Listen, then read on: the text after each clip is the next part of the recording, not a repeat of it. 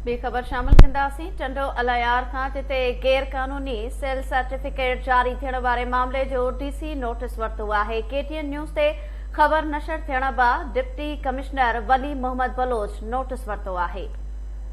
जी नाज़रीन, sale certificate जारी थियण ते पाबंदी आहे। मामले जी जांच करे रहिया आहियूं। डीसी जो अहिड़ो चवणु आहे जॾहिं त डीसी इहो बि चयो आहे त मूं मामले जो नोटिस वठी लाॻापियल अमलदारनि खां रिपोर्ट तलब कई आहे।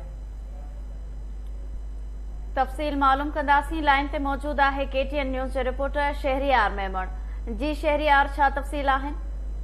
जी रोशनी, बिल्कुल ॿुधायां त टंडो अलायार रेवेन्यू खाते जी नाअहली सूरत जेको गैर क़ानूनी सेल सर्टिफिकेट जारी कयो वियो, उहा ख़बर जॾहिं केटीएन न्यूज़ नशर थी उन ख़बर जो नोटिस जेको आहे डिप्टी कमिश्नर टंडो अलायार वरितो आहे।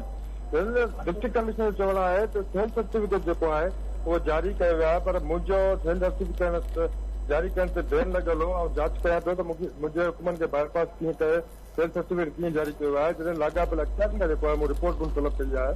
रेवेन्यू खाते जेको आहे डिप्टी कमिश्नर जे हुकुमनि खे बाईपास करे गैर क़ानूनी सर्टिफिकेट जेको जारी कयो आहे, डिप्टी कमिश्नर गैर मंज़ूर रिहायशी कानूनी जा सर्टिफिकेट जारी करण खां मना करण बावजूद जारी कयो आहे। जंहिंमें ॿुधायां त बुकिया रोड ते क़ाइम रिहायशी कानून जेका उहा मंज़ूर न हुअण ऐं डीसी ते बैन लॻण बावजूद रेवेन्यू खाते जेका मातहत अमले बिल्डरनि सां मिली भगत करे गैर क़ानूनी जेको आहे तरीक़े सां सेल सर्टिफिकेट जारी कयो वियो आहे।